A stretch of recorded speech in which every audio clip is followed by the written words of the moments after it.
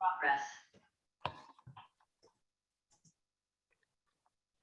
All right, so I love technical difficulties, which we just ran into a brief one, just trying to move the screen, which moved just a second ago.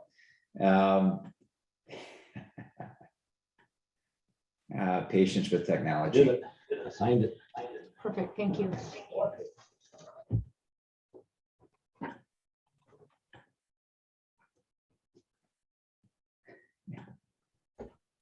Bear with us just 1 second.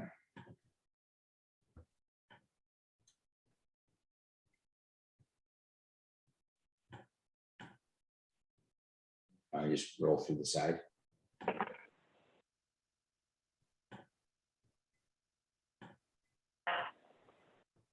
All right, just do that. All right, so you're going to see, don't read ahead, but you're going to see some of the information on the side as well. So here we have the rest of us.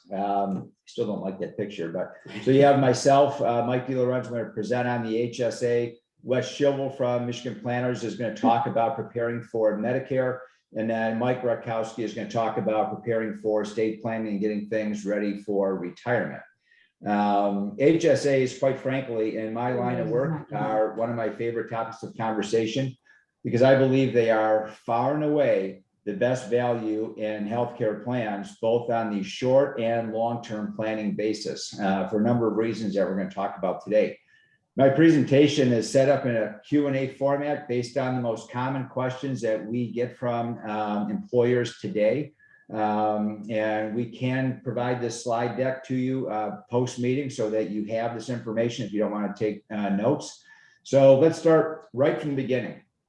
What is an HSA? It's a health savings account, which has to be set up in conjunction with a qualified high deductible health plan. And it's the government that gets to determine what a high deductible health plan is.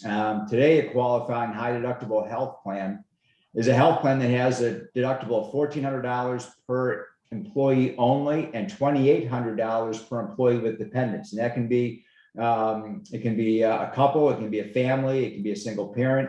As long as you have multiple folks, that is where the family deductible in essence applies. This deductible is slated to increase to $1,500 for an individual and $3,000 per employee with dependents in 2023. And likely plans will follow suit with that as they have in the past. The deductible alone, though, is not the only qualifier to determine if a plan is an eligible high deductible health plan. So as far as that goes, additionally, what needs to happen is the medical plan has to be designed so that all medical services are initially subject to the plan deductible before any benefit is payable, with the exception of routine preventative coverages. The ACA law required that all healthcare programs, including HSAs,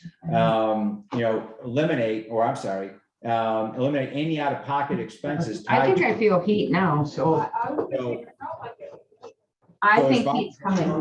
The deductible has to be applicable only to really symptom-related medical services and not anything that is preventative. So in the HSA, preventative services are still covered at 100%. What are the most significant advantage of an HSA program is really the tax favorability. An HSA is the most tax favored health plan that is available today and has been available for some time. Those employers that have already offered an HSA are aware of this, well aware of it. But for companies that offer multiple plan options, we need to do, and I think Michigan Planners can continue to do a better job educating folks on the advantages of the HSA, both short and long term. So when we look at what those advantages are, initially, it's the fact that contributions into the HSA are pre-tax, and they're most commonly made through payroll deductions. But the HSA funds, much like a 401k program, can be invested into numerous mutual fund options, and that also is tax-free interest growth on those HSA dollars. A variance between a 401k and an HSA is that the distributions taken out of an HSA to pay for claim payments, and that can be medical, dental, or vision, are non-taxable, where a 401k program is going to be taxable when distributions are taken at the individual's tax rate at the time the distribution is taken. So really a bit of an edge to the HSA as opposed to the 401k program. Some of the other advantages when we look at discussing an HSA, kind of much like the weather that we've had recently. In Michigan here, we went from winter to summer, and today we have spring.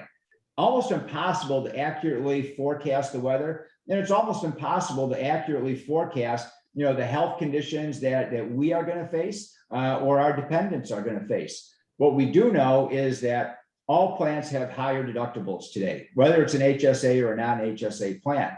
And if you have a nest egg that is available to cover that deductible expense or that out-of-pocket expense for the unforeseen or even the foreseen and planned medical issues, you are going to be far better off knowing, and you're going to be more comfortable knowing that you have an account to help offset those increases or those out-of-pocket costs that you're going to have. So almost all HSAs have opportunities for investment so that you can grow the dollars in your HSA faster than just having them sit there. HSA providers that would not have that are typically banks that are, as a courtesy to an employer, holding the HSA dollars for you. It's really doing a disservice to your employees to just let that money sit there stagnant. You'd be better off to move to an integrated HSA provider that integrates with your carrier and has investment options so that those dollars can really work for the employee throughout their lifespan, being enrolled on the HSA plan. And I mentioned the word integration. Most carriers have an integrated HSA provider. And when I mean integration, I'm talking about carriers that have a live feed to the HSA provider so that as insureds incur claims, the HSA provider gets an automatic feed advising of the claim and its eligibility or ineligibility. The HSA provider will then automatically send a notice, typically via text or email, to the HSA subscriber, letting them know that you do have an eligible claim and you can pay for it by either going into the website or really just opening up the app and making the payment through the HSA provider's app. So it's a very user-friendly system, and it takes away the responsibility of you tracking HSA eligible claims, because through the integration, you're going to receive that notice from the HSA provider. So very, very user-friendly. What you're also going to see is that many HSA plans have lower out-of-pocket maximums than non-HSA plans, which reduces an individual's potential worst-case liability. So very commonly, you could see out-of-pockets on health plans today of $6,350 up to over $8,000. HSAs have required limits that are lower than what non-HSA programs have. And there are more options for HSA plans to have lower out-of-pocket maximums. So again, in a worst case scenario, you have the ability to control those out-of-pocket costs under an HSA. One of the great attributes of an HSA is that there are no time limits in which you need to reimburse yourself through the HSA program. And this plays in very well for employees who are more interested in saving dollars in their HSA through their working years than just taking advantage of the pre-tax reimbursements on claims that you incur while you're working. Think about every time you take dollars out of your HSA while you're working. You take $100 out now, $500 out now. Now you have less dollars working for you in your HSA each year, earning interest, tax-free interest, year after year. And because there is no time limit to reimburse yourself, if you have the financial ability to hold on to those claims until you retire, let that money work for you during your working years, and then take that reimbursement 10 years from now. All you need to do is have a shoebox with your receipts. That's it. If you're ever audited, you could prove that you had eligible expenses. It's really plays very well for those who are planning for their retirement by maxing out the funding in their HSA. Just that little caveat that there's no time limits to reimburse yourself. The other thing is that there are very minimal risk implications in having an HSA account, because the day the dollars go in the HSA, whether they are employer dollars or your dollars, those dollars are owned by the employee. They travel with you. So should you leave the employment of your employer, whether you leave on your own or you're asked to, or you retire, those HSA dollars are yours. Even in the event of death, your spouse will assume ownership of the HSA without a tax implication. So there are so many tremendous advantages without big financial risk in having an HSA program. And you notice I didn't talk about a use it or lose it provision. That is not a component of an HSA in any way, shape, or form. So, a common question: will I spend more money out of pocket by enrolling in an HSA program? And I'm going to say overall, the answer is no. And the reason that I say that is if you're a minimal user, you're typically going to have a lower out-of-pocket expense as far as an employee contribution by having an HSA. Because if we look at plans with comparable deductibles, because the HSA requires all expenses to initially go towards the deductible, it's going to have a lower price point, which then is typically going to have a lower required employee contribution to be in that HSA program. So, we really look at this in well, you've got a slide on that. I won't get ahead of myself, but the out-of-pockets under an HSA are typically, as I mentioned a few slides prior, lower than what they are under non-HSA programs. So really, in a catastrophic worst case scenario, you're going to be spending less money out of pocket. And whatever you do spend, again, you can reimburse yourself with pre-tax dollars. So that alone is equivalent to at least another 25%, benefit to paying with HSA dollars as opposed to paying with after-tax dollars. And a very common question that we get is, how do I access my HSA dollars? Integrated providers provide you with two solutions for that. One is you have a debit card that you can use on site, picking up scripts at your doctor's office, things like that. But again, an integrated provider, an integrated HSA provider, integrated with your health carrier, you will get alerts when you have eligible claims. And again, you can simply open up the app, make the payment through the app or the website. Very easy process. And everyone likes to do things through their phone. And integrated HSA providers allow you the ability to access your HSA dollars directly through their app or through their sites. So who's the best candidate to enroll into an HSA plan? Obviously, if you're offering just an HSA solution, everyone's going to be in that program, but many employers offer HSA alongside non-HSA programs. So I think really the best users are, first of all, non-users of a healthcare plan. Take the contribution savings and put it in your HSA. That's a no-brainer. But folks who are very high users of healthcare and through unfortunate health conditions, whether it's themselves or their dependents, and are likely to hit the out-of-pocket max on any programs, should absolutely be in an HSA plan, because they'll be able to pay this significant amount of their potential out-of-pocket with pre-tax dollars. That's really a tax advantage that, they'll see thousands of dollars in tax savings each year by, paying that out-of-pocket max with pre-tax dollars through the HSA, as opposed to paying for it with after-tax dollars under a non-HSA program. But I think if most employees looked at what their actual spend is year in and year out, and the best way to do that is to pull your explanation of benefits from your current carrier, whether it's Blues or HAP or Priority.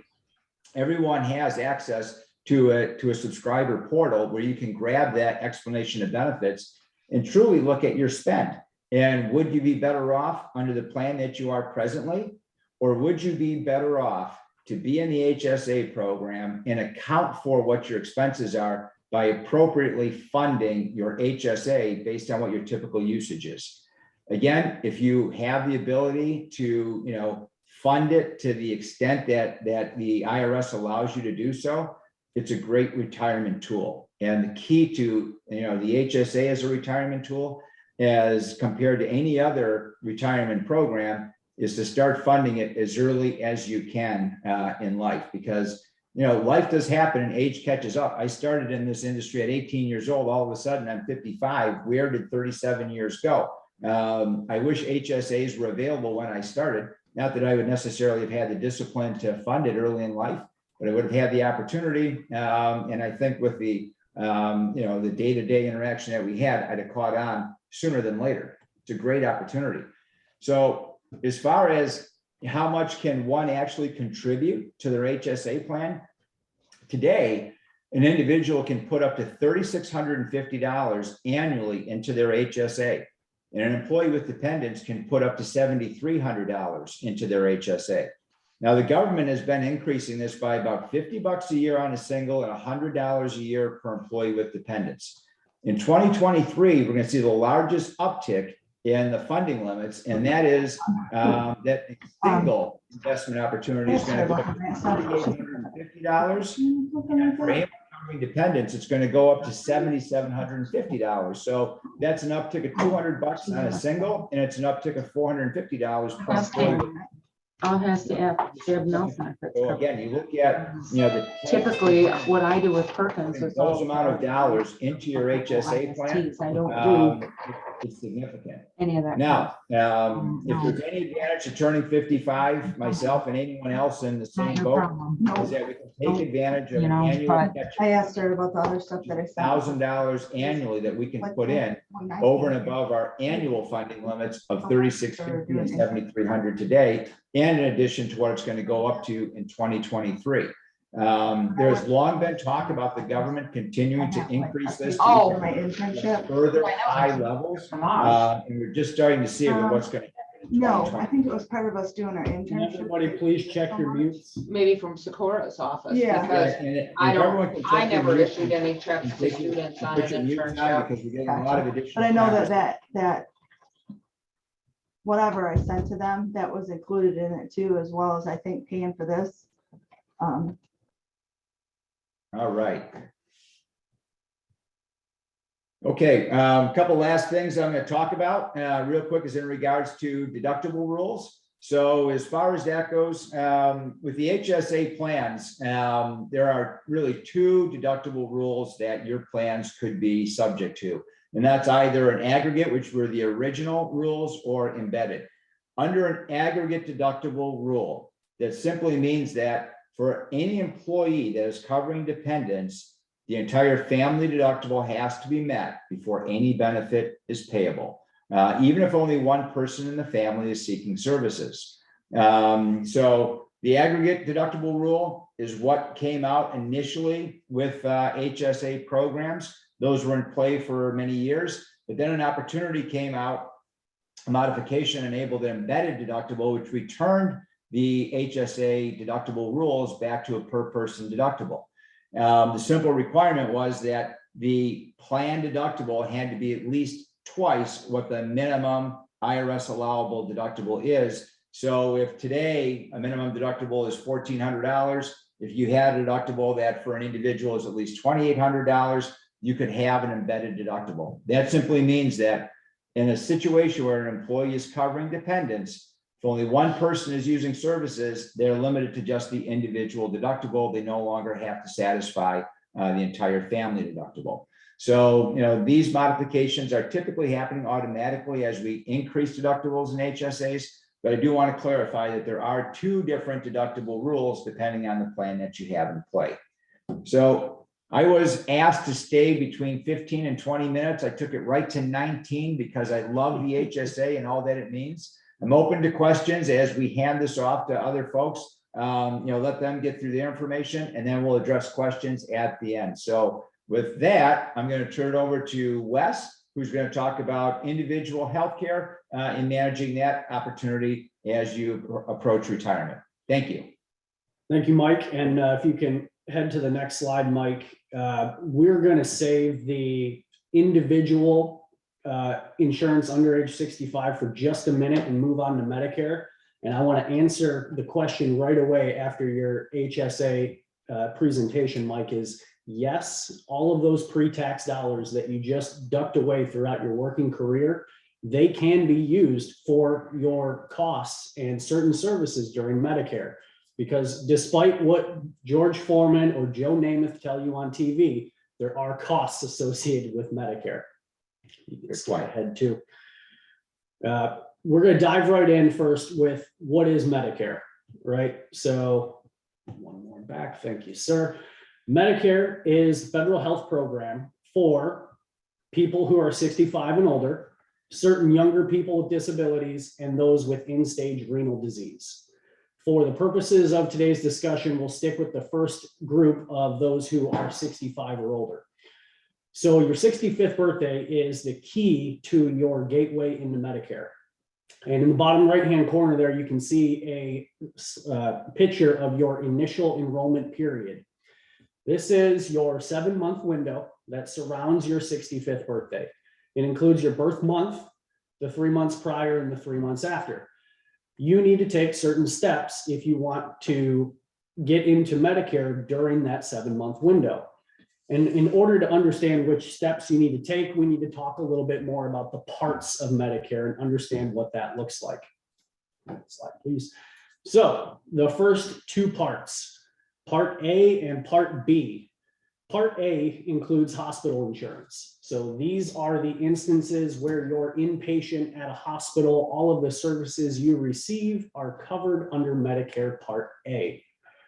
Medicare Part B is essentially everything else. So your outpatient services, every time you see your doctor or a specialist, or durable medical equipment, think of crutches, wheelchairs, oxygen, or a CPAP machine. All of those would be covered under Part B of Medicare. Well, Part A and Part B make up what is known as original Medicare. That's the baseline, right? That's the first thing you need, the building blocks to start the next step. Once you have original Medicare, A and B in place, you get to this decision, a fork in the road. You can choose the left path or the right path. The left path is a bit of a pieces of the puzzle. All right, it starts with Medigap or a Medicare supplement plan. So what does that do? It covers the gaps, if you will, in original Medicare. Because original Medicare is provided by the government, there are gaps. It doesn't cover everything. One of the biggest things it covers is your monetary exposure in original Medicare. So under Part B, as a beneficiary, you are exposed to a 20% coinsurance. Now, it doesn't sound like a lot, but you can rack up medical bills rather quickly at 20% if you're paying it out of pocket.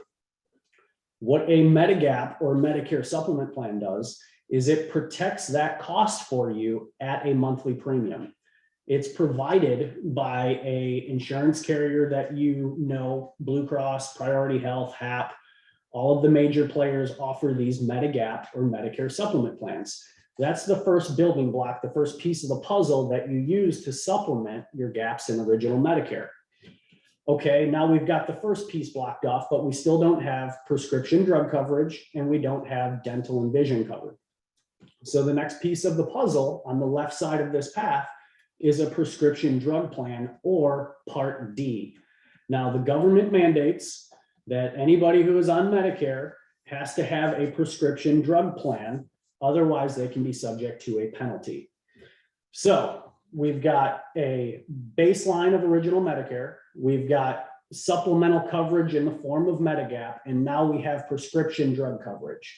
Those are the first three building blocks, but you have the option to add dental and vision if you so choose. That's the first path. That's the a la carte option. And as we talk a bit more about costs, we'll talk about the set it and forget it function. If we go back to that fork in the road and we talk about, okay, now I have original Medicare, I have Part A and Part B, but I chose the right side of the path. The right side of the path includes Medicare Advantage, otherwise known as Part C. Now what Part C does is it takes Part A, Part B of original Medicare, it takes the Part D prescription drug plan, and it takes basic dental and vision services. It combines it into the all-in-one plan known as a Medicare Advantage. Now, those are the plans that you see the George Foreman and Joe Namath on TV talking about a zero cost plan. let's get into the numbers and costs. So yes, it is offered at a $0 premium. No, it is not too good to be true. Here's kind of what's back one more slide. Here's what's going on behind the scenes. Because Original Medicare is offered and run by the federal government, if you choose a Medicare Advantage plan, what the government does is they send $800 to $900 with your name on it to the insurance carrier of your choice. And they say, okay, here's $800 to $900 for this beneficiary. Use it as you will to cover their risk of being your Medicare beneficiary each month. Now, not everybody in the country is using $800 to $900 a month for medical services. So these insurance carriers reinvest those dollars from the government into these Medicare Advantage plans, and that's how they can offer them at $0 per month. If you're a healthy individual, you don't see a doctor, you don't see a hospital at all during the year, you can expect to pay a $0 premium throughout the year. But that doesn't mean it's free. If we go back to Original Medicare, Part A and Part B. Part A is paid for during your working years. So if you have 10 years of working service, Part A is going to be provided to you by the government free of cost. Part B, however, has a monthly premium associated with it, and it's based on your income. Now, it doesn't matter if you choose the left side of the path or the right side of the path. Every Medicare beneficiary in the country is going to pay a Part B premium. So the base level for a Part B premium based on your modified adjusted gross income is $170.10 for this year, 2022. So you can expect to pay $170.10 each month, either billed quarterly or out of your Social Security check if you choose a Medicare Advantage plan. Yes, there's a $0 cost associated with it. Yes, there are those plans with a $0 deductible, but it's not totally free. Everybody in the country has to pay that Part B premium. Now, we talked on the left side of the path about these building blocks, the pieces of the puzzle. You've got Part B, where you're paying $170 a month baseline. A Medigap policy, you can expect to pay $130 per month for age 65 entering Medicare. Medigap policies are age rated, so they'll go up over time. You can expect to enter in the $125 to $135 a month range. By the time you see age 80, that number could be up over $200. For a prescription drug plan, again, another monthly premium, anywhere from $10 to $100, depending on the carrier you select. Dental and vision, another premium of around $30 a month. So in total, if you're on the left side of this path, you can expect to spend over $4,000 in premiums each year. If you're on a Medicare Advantage plan, you're still going to pay Part B, but you can expect to spend about $2,000 each year. So I can spend $4,000 or I can spend $2,000. Why would anybody choose the left side of the path? The answer is budget and philosophy and medical profile. Because you have all of the pieces of the puzzle on the left with a Medigap plan, it's much like a set it and forget it plan. You're going to pay upfront to the government, a medical insurance carrier, to say, you know what, I want the peace of mind and the coverage to know when I seek services, I'm not going to pay anything out of pocket. Now, the contrary option to that with Medicare Advantage is I'm only paying $2,000 a month in premium. I've got essentially an extra $2,000 in my pocket that I didn't pay to the insurance company on the left-hand side of the path. Well, now I've got options. The way Medicare Advantage is structured is you take every medical service you can think of under the sun, and each carrier is going to assign a co-insurance or a flat dollar copay to that service. If I were to spend a night in the hospital, flat dollar copay. If I were to receive outpatient services, flat dollar copay. It doesn't matter how much cost you incur while you're doing that service, you're going to pay a flat dollar copay. Now, for most people, most healthy individuals, if I don't seek a lot of medical services, I've got an extra $2,000 in my pocket so that when I have that night in the hospital, when I have that outpatient surgery, I've got some money and I can take care of that bill. This is where we get into budget and philosophy. If you want to take on some of the risk, keep the money in your pocket, you might want to lean towards a Medicare Advantage plan. If you're a heavy user of medical services and you're receiving infusion treatments for cancer or anything like that, you may want to pay the $4,000 up front, knowing that you're going to spend it anyway, and say, you know what, I want the peace of mind. I want the left side of this path. I want all of my claims taken care of so I don't have to worry about them later. How do you know which path is right for you? The answer is there's no one size fits all solution. Everybody's unique. It depends on your health profile, your budget and philosophy. Everybody has a unique circumstance. So you're not going to know which path was right for you until you get to hindsight at the end of the year. If you reach out to us on miplanners.com, on the next slide here, Mike, thank you.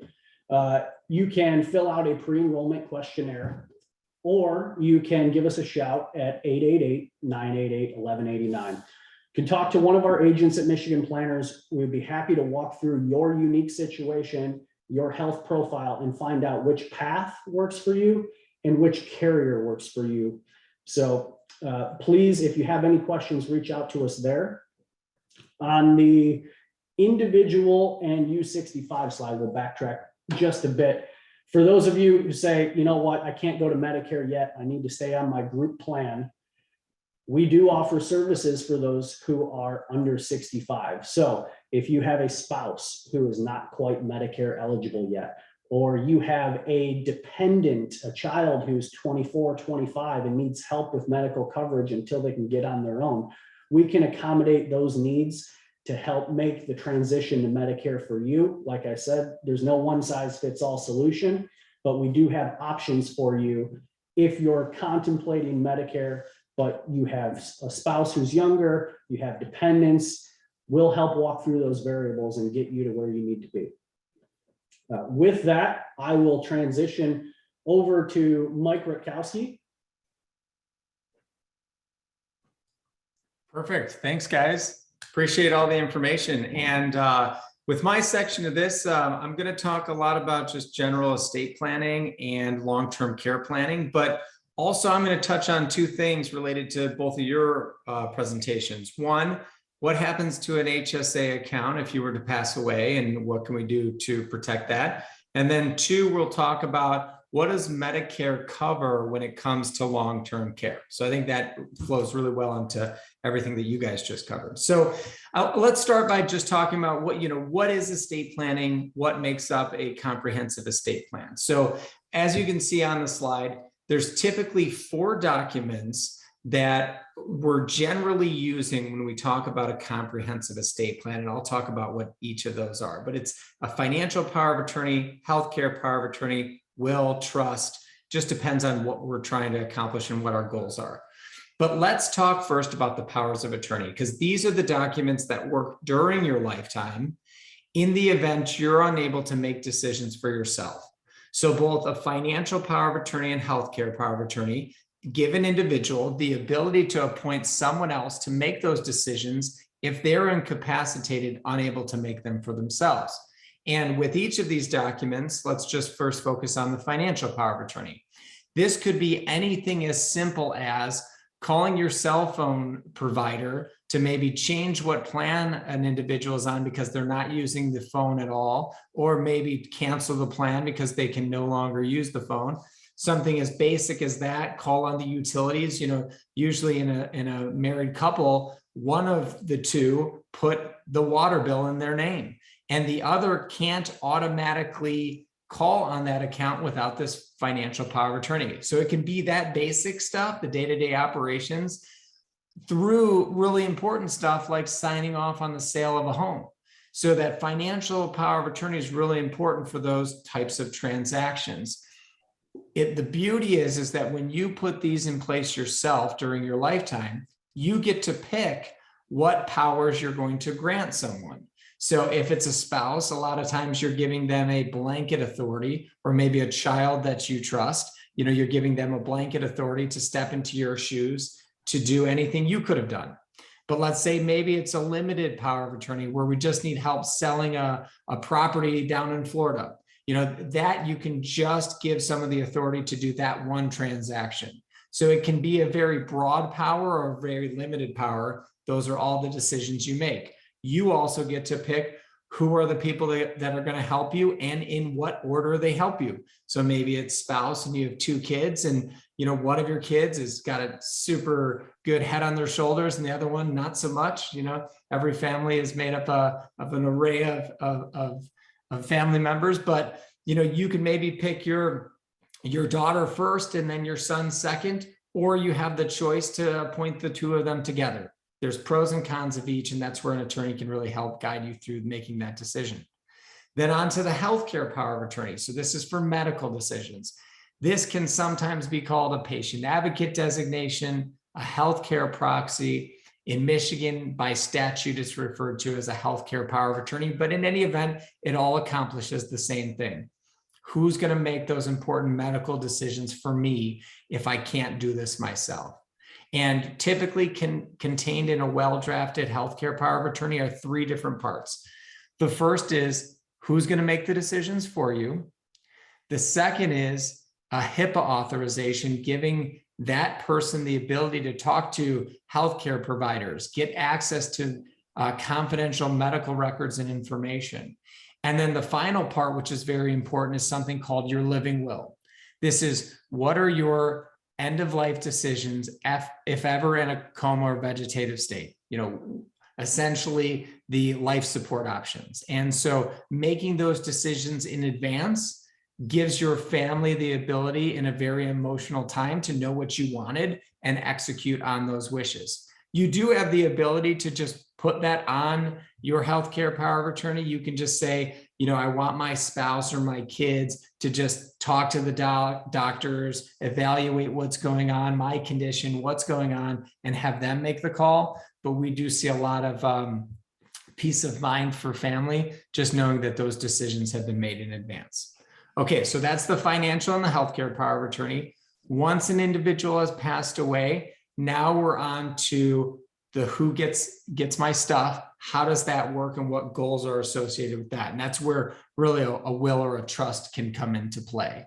And so probably the number one question that we get in our office every day is, what are the differences between a will and a trust? And so there's typically 4 main differences between a will and a trust, both of which say who gets your stuff, but a will has to go through the probate process. And probate is the court administration of an estate. A judge has to oversee all the distribution of assets and transferring everything to your spouse or kids or whoever it is that you want it to go to. Typically, there's a fee that, a lot of times families come to us and their main goal is, I want to keep court out of this. And the reason they want to do that is because it can usually be time consuming and expensive to be in court. And this relates to the powers of attorney as well, if a guardianship needs to happen. But as it relates to the distribution of your assets, it's usually going to cost anywhere between 5 and 10% of the value of the estate.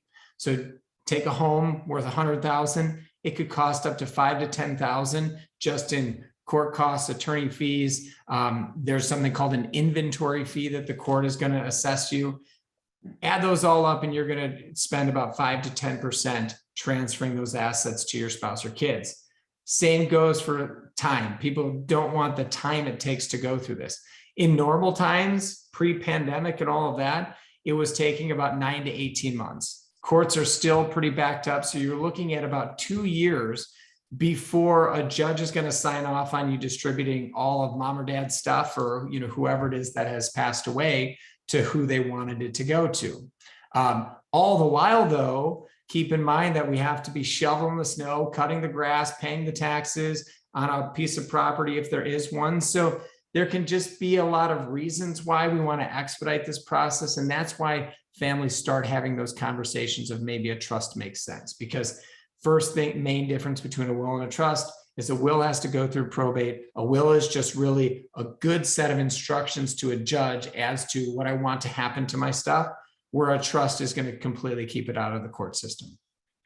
Second main difference between a will and a trust is that a trust is a completely private transaction, where a will is public record because it has to go through the court process. So everyone gets to see who gets what, how much there was. That's why when celebrities do terrible estate planning, we get to read in People magazine who's getting what, how much there was, who's fighting over what. It can be very entertaining. But you might ask yourself, why does that matter to me? I'm not a celebrity. It's not going to be in People magazine. What it really, for us regular individuals, is it opens the door to fighting over things. Because when a state has to go through probate, we have to provide notice to all the family members, essentially giving them an invitation to come into the court and raise their hand and say, why do I deserve more than that will maybe says I do? And so now, next thing you know, all the kids are fighting. I can't tell you how many families I've seen after an estate has gone through probate never speak again. And it's just heartbreaking. So a trust will keep it very clean and simple and out of the court process. Next main difference between a will and a trust is that a trust gives you the flexibility of how you distribute the assets, where a will is an outright distribution. Very easy example to understand is, let's say there's minor kids, right? Or kids maybe that you don't want to inherit your stuff right now. In a trust, we can say, okay, Johnny, who's 10 years old, your percent of distribution, it's going to be held in trust until you get half at age 25, the other half at age 35. All the while, you can get access to the assets early for things like education, medical bills, the things that a parent would have paid for had they been able to and were here. So you can just be a lot more creative in the distribution in a trust versus a will. And then the final main difference between wills and trusts is we can protect assets in a trust. We cannot protect them in a will. And there's a couple different ways here. We can protect the assets for your beneficiaries. Maybe one of your kids is going through a divorce when you pass. We can make sure that your kid gets everything that you wanted them to, instead of making that outright distribution. And now it has to be split with the soon to be ex-son-in-law or daughter-in-law. We can also protect assets using certain types of trusts from paying tax when you pass away, from the cost of long-term care, from lawsuits, creditors, bankruptcy. So it all depends on what we're trying to accomplish, but none of that can be done in a will. It can only be done in a trust. Hey guys, can you switch to the next slide there, and I can just cover quickly how this all plays when it comes to long-term care. So we have an estate planning and elder law practice. On the elder law side, we are helping families all the time protect their assets from long-term care. Long-term care, think of it as nursing home care, skilled facility care. Right now in the state of Michigan, costs anywhere between $10,000 to $15,000 per month. And we can help families utilize a combination of both the Medicare benefit and the Medicaid benefit to cover that cost, so they don't have to come out of pocket for that every single month. This can be extremely devastating to someone's wealth that they've built up over their lifetime if you're spending every month $15,000. So we can use certain types of trusts to automatically qualify people for the Medicaid long-term care benefit. I want to touch on the Medicare was talked about before I spoke about this. And I just want to talk about, what is covered by things like your health insurance, Medicare, when it comes to long-term care. And what is typically covered is the first 100 days. So maybe someone has a fall, goes into a hospital, gets discharged to rehab or a skilled facility. Medicare is going to cover up to the first 100 days. I say up to because typically it doesn't end up lasting that entire time, because at some point there will be a failure to progress and get better. And at that point, Medicare is going to no longer cover.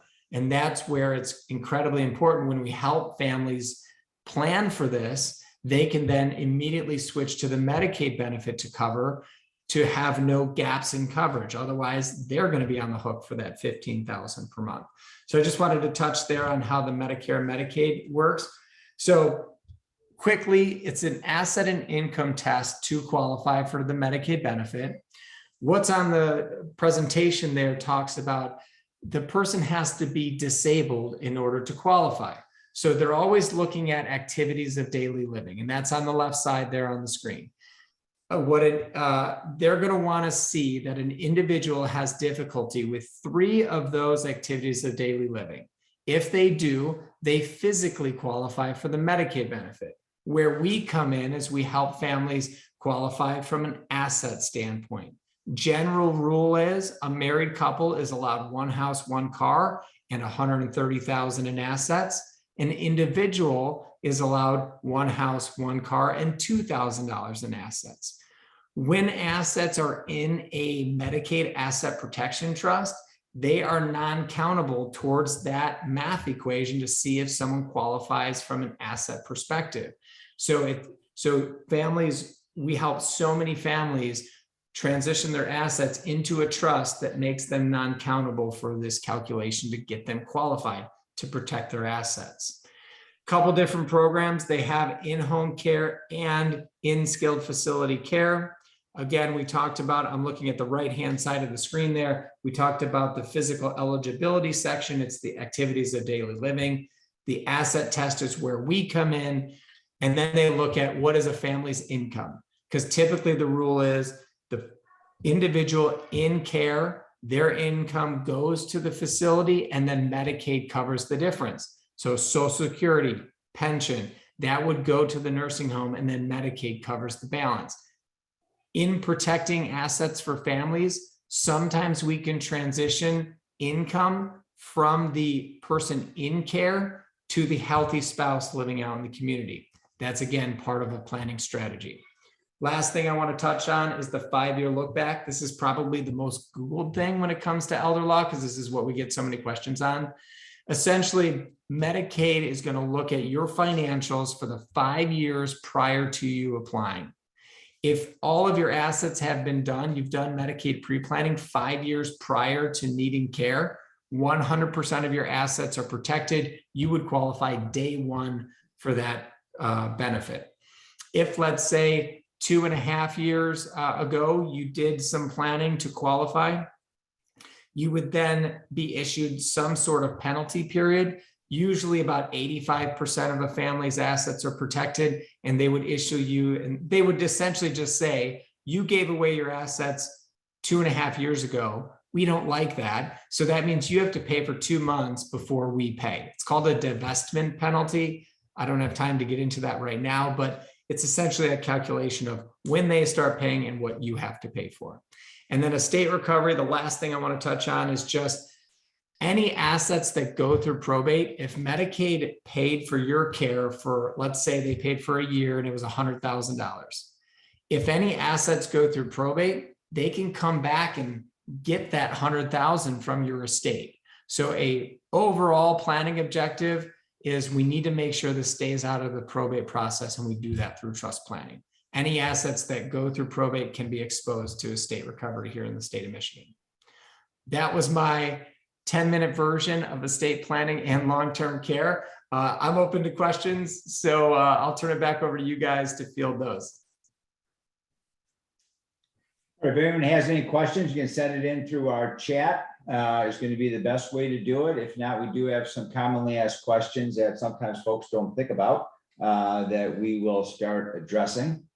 One thing I did want to touch on real quick that I promised I wouldn't, I didn't, was HSA accounts. Because we spent some good amount of time there in the beginning, let's just talk about those for a second. So if an individual passes away with an HSA account, that asset needs to go through the probate court to get it transitioned to another individual. That account does have the ability to appoint beneficiaries, similar to like an IRA or other types of accounts. So if you've done a good job, making your spouse maybe primary if you have one, and then ideally if you have a trust, that would be the backup to a spouse, because a trust itself can't own an HSA. An HSA has to be owned by an individual, but if a spouse is the primary beneficiary and you pass away, the spouse automatically becomes the owner of the account, which is nice. And then having a trust dictate where it goes from there can keep it out of the probate system, make sure it goes to who you want it to. So yeah, it's a good planning tool utilizing the beneficiary designations. All right, so it looks like we have a couple up here in chat. We have one, what if my employer does not offer an HSA plan? Are there any other ways I can prepare for retirement? Well, I mean, you'd have to have an eligible high deductible health plan, so you could waive out of the employer sponsored plan, purchase a high deductible eligible HSA plan on your own, and then fund the HSA when you file your taxes each year, and that's when you would get the tax advantage of that. So there is that ability. I do also have a question that someone sent in here. Can someone have Medicare and Medicaid? Would Medicaid be your Medicare Advantage plan? It's a great question. So if we're talking Medicare Advantage, there are certain plans with carriers that address this unique circumstance. They're called dual special needs plans, or DSNP. And what they do is they address somebody who is both dual eligible for Medicare and Medicaid, and they provide unique benefits that work with Medicaid. So yes. Can I add something to that? Absolutely. So just to provide clarity on this, there are two commonly talked about Medicaid programs. There's Medicaid health insurance, and then there's Medicaid long-term care. I was speaking about the Medicaid long-term care benefit, and I believe you're referencing when an individual is eligible for both Medicaid health insurance and Medicare, right? That's correct, Mike. Okay, perfect. Just wanted to throw out some clarity on that. Thank you. Last question in the chat is, my advisor says I should never list my trust as a beneficiary. Is that true? That's a good question that we have to address all the time. So it depends on how well drafted the trust is. And here's why we get that question. If a trust is not well drafted, for instance, you use a service like LegalZoom.com. LegalZoom.com does not have great retirement account language. It's called pass-through language. And so if you make that trust the beneficiary of a qualified account, an IRA, a 401k, that gives no option to the beneficiary but liquidate the account and pay all the taxes in one foul swoop. Okay.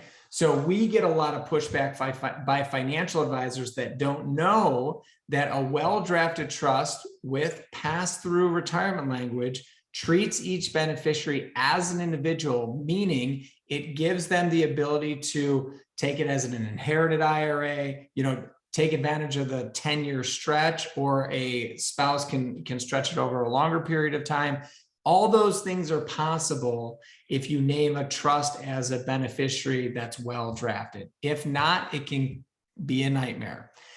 One step further, if you're looking for the protections of a trust, you don't get that with beneficiary designations. And what I mean by that is, if there's just a beneficiary designation, it is going to pay out to that individual regardless of what's going on in their life. Let's say someone might be struggling with alcohol dependency or addiction, and there's a beneficiary designation paying that person $200,000. That person is going to get that $200,000 and use it on whatever they want to use it on. With a trust, the trust is kind of like, we don't have a crystal ball to look into the future to assess what's going on in everyone's life. Everything could be great now, but the trust really gets to see what's happening with all the beneficiaries and delay the distribution and protect the assets if it makes sense to. If one of your kids is going through a divorce, that beneficiary designation will pay out. The trust can withhold it until the bad thing goes away.